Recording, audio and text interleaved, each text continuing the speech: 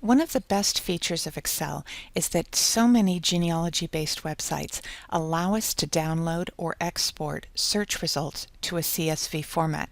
And you can also do this with your genealogy management software, at least the one I use, which is Legacy Family Tree. If you're working with a search result that you want to incorporate into your research, perhaps your one name study or your one place study, maybe it's entries from various grave and cemetery online resources that you want to expand or confirm the entries for your own cemetery project. Whatever your reason, instead of manually transcribing the information from a website, you can often download or export it. Some provide a simple method to do that. FamilySearch, the U.S. Veterans Gravesite Locator, and freebmd.uk.org are just a few examples. For other websites, a bit of playing around can often yield the same results. It just takes a bit more work. One thing to always check is whether the website allows you to download or export the data. So check the terms and conditions. Most sites do not allow the wholesale downloading of their data, so keep that in mind with your projects and realize that you might not be able to use a scraper. With that in mind, example 10 is to take advantage of the download or export feature at many of these genealogy websites. Let's see how to download, clean up, and make use of search results. The worksheets for example 10 provide the steps to export search results from FamilySearch, which has a built-in feature if you have a FamilySearch account. Now remember that FamilySearch is free and has many indexes and images online that are just waiting for you to access them. Second, we're going to take a look at what the raw export information looks like, and that's the search results in CSV or perhaps in a notepad format. And then we're going to save those to an Excel worksheet. And third, we're going to take a look at what the worksheet looks like once we've cleaned it up and used a few features, for instance, text to columns, for our data. Now, how you manipulate your Excel worksheet is up to you and your needs. Let's get started. 10A provides the download steps if we were to download information from FamilySearch.org, and this is the example that I've given you for Find a Grave results, and those are the index results found at FamilySearch. Now, as I mentioned, if you want to use the export feature in FamilySearch, you need to have an account, but the account is free. Why not get it? Let's go directly to FamilySearch.org. So the first thing that we're going to need to do is sign into our account. And once you do that, we go to Search Records. Now what I'm going to do is type in my surname, you can type in your own, and search. Now in this instance, one other thing that I want to do is make sure that I match my search results exactly. So I'm going to update that here because I don't want any of the other spellings of Keogh. Now, instead of looking through the 79,000 records that FamilySearch has, I'm going to go to Collections. And in this instance, we're given collections grouped by categories: birth, marriage, and death, census lists, migration and naturalization, military, and probate and court, and other. Now, FamilySearch always gives you the top 5, but I could also show all 334 titles. I'm not interested in that. In this instance, I'm looking at Find a Grave Index. Now, you might want to put your own surname in here to do this example. They've added some since Roots Tech. I think I had 1,800 back in February, and now we're up to 2,325 records. Now, because I've signed in, it will show me the results in 20, 50, and 75, and it will also allow me to export those results. If I'd clicked on 50, it'll allow me to export 50 results. What we're going to do here is go with 20. All I have to do is export these results by clicking on this button. But one thing I want to show you first off, the type of information you're going to get. If we open this result, we see that the person's name is given. There's a burial, a date, there's no photograph, there's the birth date, the death date, and there's the affiliate record number, which in this instance is the memorial number from Find a Grave. We could visit the partner site to actually see this entry, but what we're going to do instead is download or export those results. We're going back to our search results, and we're going to export those 20 results. After we've clicked on that, go ahead and save it on your computer at the desktop. And you'll see that it's given you a choice of Microsoft Excel 1997 to 2003. You can save that information and then we'll start working with it.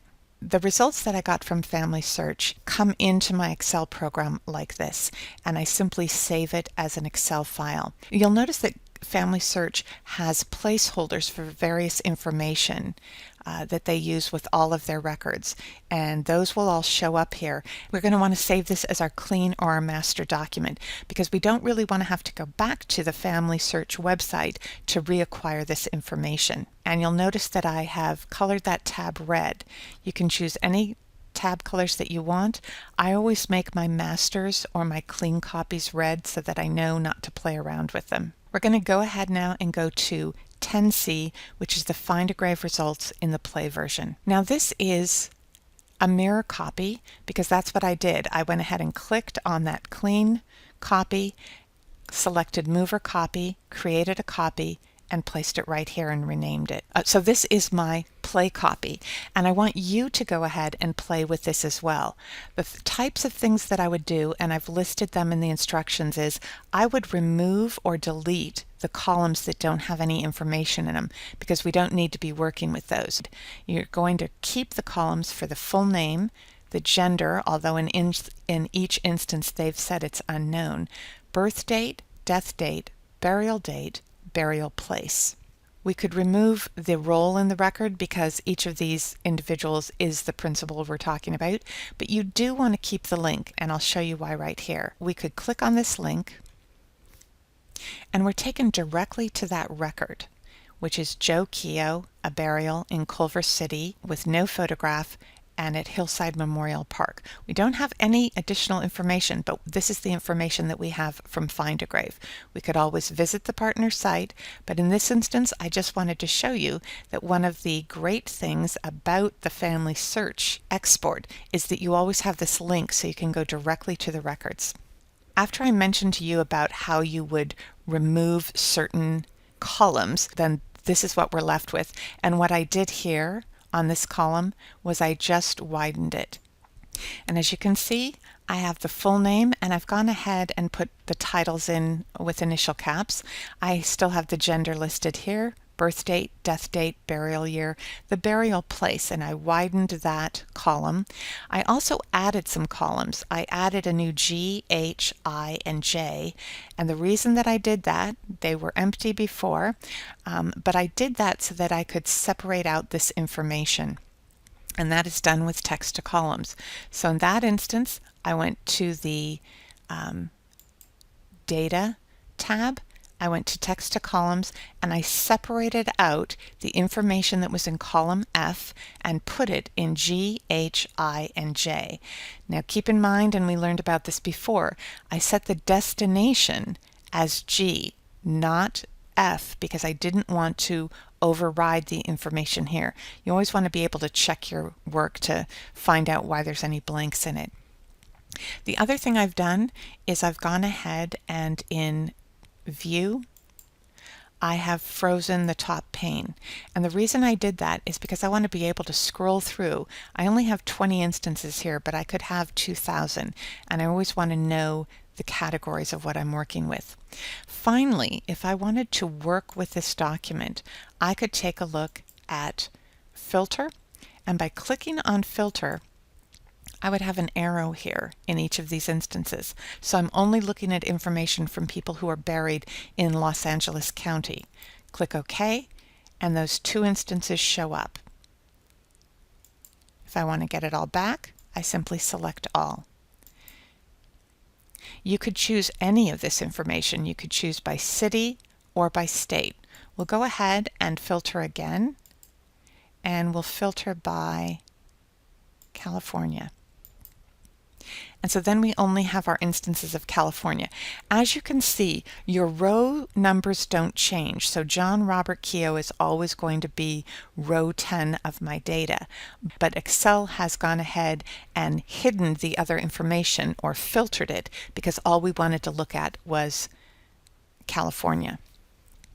Now you're going to know which item you have filtered because instead of the inverted triangle, you're going to have this little filter image right here. And then you can just select all again. If you wanted to find something, you could go ahead and use find, and I might want to look for Bushnell. And the reason that I want to look for Bushnell is instead of having 20 pieces of information, I have 2,000 pieces of information. Now Excel is going to find it everywhere that it exists. So it's found it in F16 as well as G16. And those are the only two places. Now if I only wanted to look it up in a column, I might use filter. If I wanted to find it anywhere on the worksheet or anywhere else, I would use this find section. The other thing that I wanted to show you, I'm going to go ahead and take the filter off, and you'll notice that the filter is on because yet again it's been grayed out. You can simply click on the filter again to remove those filters. And if you wanted to use find and replace here, and I've used the example of Bushnell, you could type in what you want Excel to find, and it will find it and move on to the next instance of it and work all the way through your worksheet. So that is how you clean up your results, and we've given you an example with 20. And let's go ahead and take a look at free birth, marriage, and death index. This is the Free Birth, Marriage, and Death Index from the UK, and you're going to want to read about the types of information they have. They also have census data as well as parish registers. But if you wanted to do a search here, you'd simply click on this box. We could type in births, all districts, all counties. We could type in a surname, and we could type in a time period. And I might choose March 1900 through December of 1975. And then we ask it to find. And the instructions for using this site are listed in their information. But what this site does is it tells you what your search was, and it brings back all of the results. And it brings back a tremendous number of results, I will tell you, on most surnames. So you're getting the information on births from June 1900 through December 1975 with the surname Keogh. It gives you the district, it gives you the volume and page number. Now you could transcribe this information yourself, but why bother when you can save your search, or more importantly, download your search with a simple click of the button. So always look for those opportunities to download your information. And we're going to go ahead and save those search results from free birth, marriage, and death, and it comes up as a text document. All right, and so it's going to show up probably in your notepad, but you save that document on your desktop and then you can work with it. And once you do that, you can open that document, and what you'll see here is it shows up in the notepad, and you can simply grab all of that information, or as much as you want, and it's going to be a lot. You can grab all of that information and put it in through a series of copy and paste, and that's simply copy and then paste into your Excel worksheet. So once you do that, let's take a look at our results. Now that information that I copied can be pasted.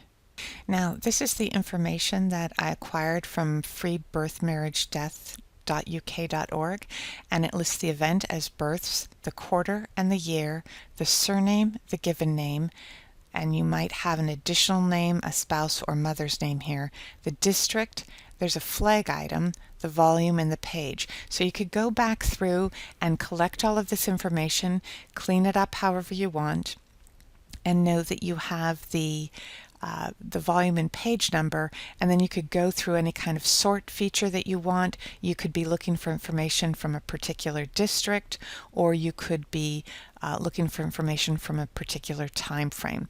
Those are all ways to play with any information that you download and acquire. The last thing that I'm going to show you today that I didn't show you in our session was acquiring information from a website that doesn't have a download or an export feature. So let's take a quick look at that.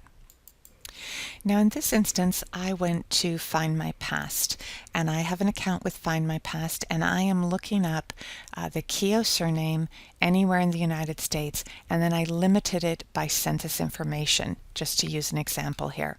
Now in this instance, what I want to do is take the information with the 7 results, which is last name, first name, when the person was born, the event, the record set, and the location. And I'm just wanting to give this to you as an example. You can simply scroll over that information, copy it,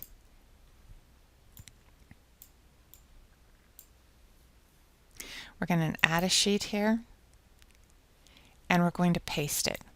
So we can take this information and we can paste it keeping the source formatting, and you can see what that looks like in real time, or you can match your destination formatting. Now keep in mind that if you match the destination formatting, you're not getting the link to the image, and here you do. So go ahead, in this instance I just want to acquire the information, and I can go ahead and play with this in a number of ways, because of course I have a location that I might want to do something with. Since I don't have any link that actually works here, because I removed it, I'm just taking that information out of there. But keep in mind, the first thing I could do here is take this location information, use text to columns to sort it, so then I could go ahead and look through this.